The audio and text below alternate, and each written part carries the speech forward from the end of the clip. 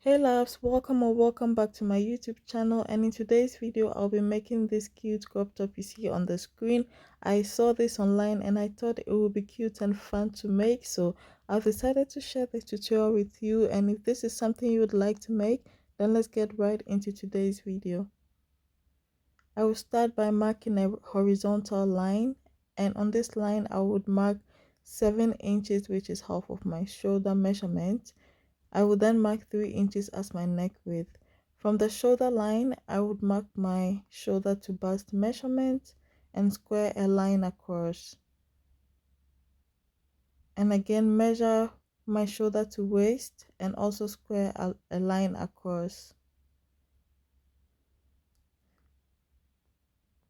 I will then come down 3 inches from the bust to get the under bust line and also square a line across. From there, I would label all the lines. So this is my bust line, then my under bust line, my waistline, and the upper line is my shoulder line. From the shoulder line where I mark the 7 inches, I'll come down 1 inch and make a line to the 3 inches mark. I will now mark my armhole depth, which is the bust measurement divided by 6 plus 1.5, and then square a line across.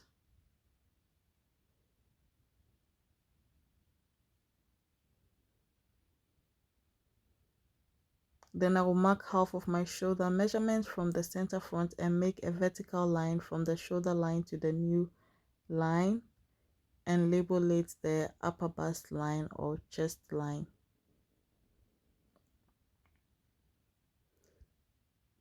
I will now divide this line in half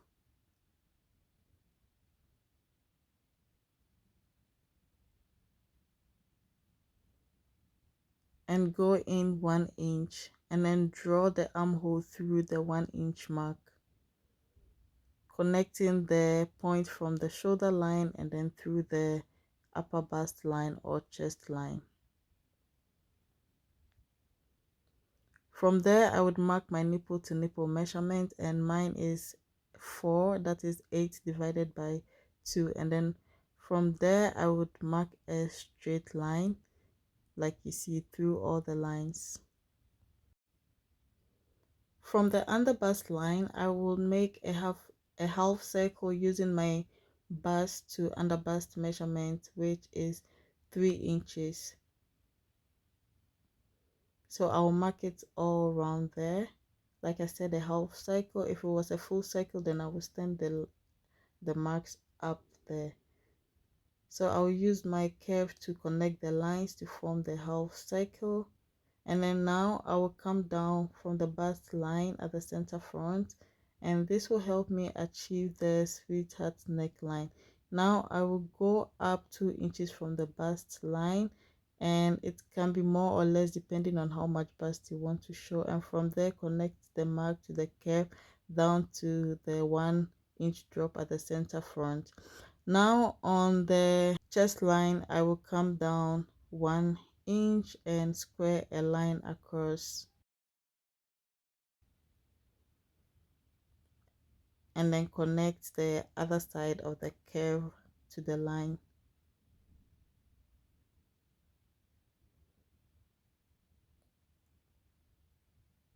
So what I'm going to do now is to put in my depth measurement on the nipple to nipple line. So I'm marking 3/4 inch on both sides, and then I will draw a line like you see. I will now make a curved line from the bust to under bust like this,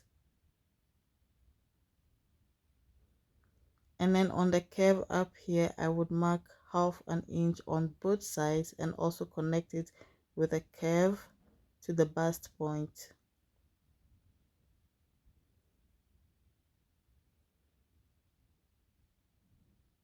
Next thing I'm going to do now is to mark quarter of my waist measurement plus the dart width, which is 1.5 inches plus 1 inch allowance. And then on the underbust line, I will do the same, quarter of my underbust measurement plus the 1.5 dart allowance plus 1 inch allowance. And then on this line here, I would mark my bust measurement, quarter of my bust measurement plus the 1 inch that's width there plus 1 inch allowance. And then I would connect all the lines on the side. To get the total length of the top, I will go down 2 inches from the underbust line. The original design is a little bit shorter, but I don't want mine to be too short. That is why I'm going down 2 inches. I would have gone down 1 inch if I was following the length of the original top. So now I would square a line across and then cross out that extra length on the waist because it's not needed anymore. Now label the center front and side front of this pattern and then go in with my marker to emphasize all the lines that I'll be cutting on this pattern. This is just to make it clear for you guys to see.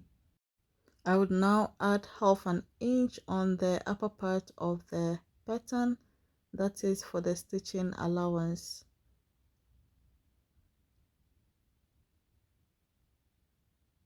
And then go in with my marker.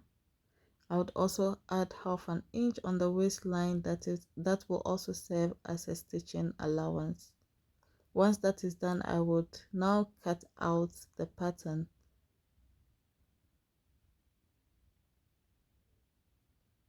So once it has been cut out, what I'm going to do is to take another paper and then I will trace the side and the waistline of the front pattern and also a little bit at the armhole area, like you see I'm doing, and then mark in my dart measurement. Once that is done, I will take away the front and then now connect the lines to create the back pattern, and then I'll label it center back and side back. So I will draw a curve from the armhole area to anywhere on the center back. This will depend on how low you want the depth of your back neck to be. So from there, I would go in and create my dart. I already marked the dart on the waistline, but on the neck depth, I will go in ½ inch on both sides and then connect it to the mark on the waistline. And this will give me the back dart. So on the center back, there is a zip on this design, but I don't want to add a zip, so I will take away 2 inches because I'll be lacing the back. So depending on what you want, you can add a zip. If you want to add a zip, then you add a zip extension. So I would add ½ inch allowance,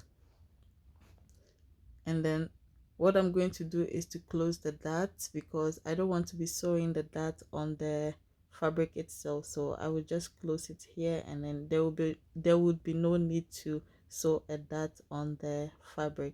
So once that is done, I would cut out my back pattern piece. So this is my back pattern, and then now I would go ahead and separate the center front from the side front. But before I would do that, you can see I added a notch so that I would know where they connect. So this is what I have for the front, and this is also what I have for the back. This is part 1 of this tutorial, and see you in part 2, which will be the stitching process.